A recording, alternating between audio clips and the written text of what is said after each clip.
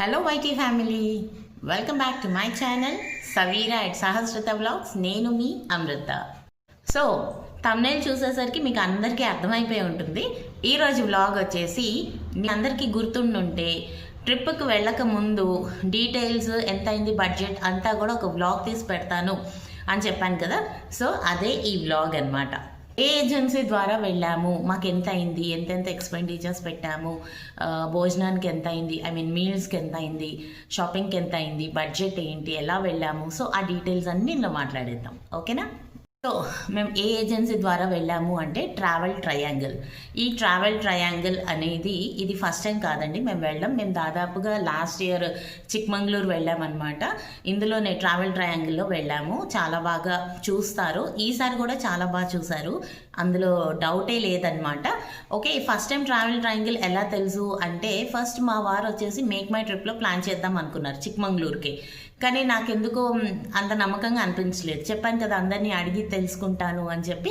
ఆ రకంగా మా కజిన్ని అడిగితే అంత బాగా రెస్పాన్స్ ఉండదు, ఫస్ట్ టైం వెళ్తున్నాం కదా అనేసి నెట్లో గూగుల్లో కొట్టాను అనమాట. ఇలా చిక్మంగళూరు 2 to 3 days ట్రిప్ అని చెప్తే అప్పుడు ట్రావెల్ ట్రయాంగిల్ అని వచ్చింది.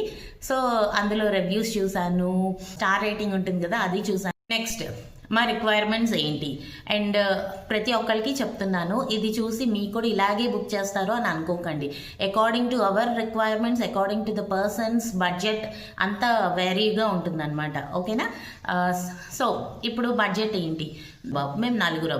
So buses not allowed, and train అసలు టికెట్సే లేవండి బాబు.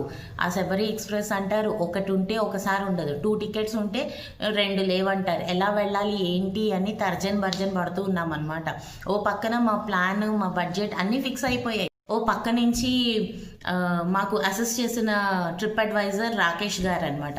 ఆయన ఏమో వాళ్ళకి సేల్స్ ఎండ్ చేసేసుకునే ఉంటుంది కదా టైం లిమిట్, ఆయనేమో ఒకటే కాల్స్ మీద కాల్స్, మెసేజెస్, ఏంటి ఏమైంది చెప్పరేంటి అని చెప్పేసి. సో మేమేమో మాకు ఇలాగ ట్రావెల్ టైం కుదరట్లేదు, మేము ఎన్ని కార్స్ ఎన్ని ట్రావెల్స్ని కనుక్కున్నామంటే మాకు దాదాపుగా ఇక్కడ నుంచి వెళ్ళి మళ్ళీ ఇక్కడికి రావడానికి 25,000 ఛార్జ్ చేశారండి. నాకు ఒక్కసారి గుండె అయిపోయింది. అంటే ఇప్పుడు ట్రిప్కే 25,000 పెట్టుకోవాలా, లేకపోతే వెళ్ళి రావడానికి 25,000? అసలు ఏంటి, మనం వెళ్తామా వెళ్ళమా అని చెప్పి నాకు అక్కడే పెద్ద డౌట్ వచ్చేసింది.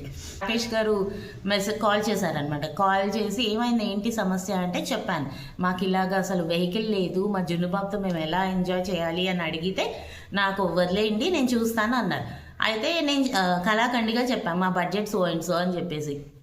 30,000 మా బడ్జెట్. ఇలా చెప్పడం వల్ల ఏంటంటే ఎలాగో మనం ముందు తక్కువ చెప్తే అది ఎలాగో కొంచెం ఎక్కువే అవుతుంది, ముందే ఎక్కువ చెప్పామనుకోండి ఇంకా ఎక్కువ అవుతుంది, అందుకని తక్కువ చెప్పాను అనమాట. 30,000 లోపలే, సో ఆ లోపే చూడండి అని అంటే నేను మాట్లాడతానని చెప్పి ఫైనల్గా పాపం వాళ్ళే, అంటే వీళ్ళు ట్రావెల్ ట్రయాంగిల్లో ఫ్రాంచైజ్ తీసుకున్నారనమాట. వీళ్ళు నార్త్ ఇండియాలో ఉంటారు. ఆయన అక్కడుండి హైదరాబాద్ టు హైదరాబాద్ ప్లాన్ చేశారు. నాకు చాలా హ్యాపీ అనిపించింది. ఈవెన్ మా హస్బెండ్ కూడా మెచ్చుకున్నారు. వన్ గ్రేట్ థింగ్ ఏంటంటే హైదరాబాద్ టు హైదరాబాద్ ట్రిప్ మాట్లాడడం అనేది చాలా గ్రేట్ అనమాట. ఎందుకంటే మేము పర్సనల్గా టూర్స్ అండ్ ట్రావెల్స్ డ్రైవర్స్తో మాట్లాడినప్పుడు ఒక్కొక్కరు 25,000, ఇంకొకరు అయితే 30,000 కూడా చెప్పడం జరిగిందనమాట. ఇందులో ముందుగా కన్వీనియన్స్ ఫీ అని 600 ఉంటుంది, టోకెన్ అడ్వాన్స్ లాగా అనుకోవచ్చు అనమాట. సో ఇక్కడ దాకా అయితే ఈ డీటెయిల్స్ తెలుసుకున్నారు కదా. నెక్స్ట్ది సెకండ్ బ్లాగ్ కింద అప్లోడ్ చేస్తాను. ఏంటంటే అంతా ఇప్పుడే చెప్పేస్తే కన్ఫ్యూషన్గా ఉంటుంది, చిరాగ్గా కూడా ఉంటుంది మీకు. ఓకేనా? నమస్తే.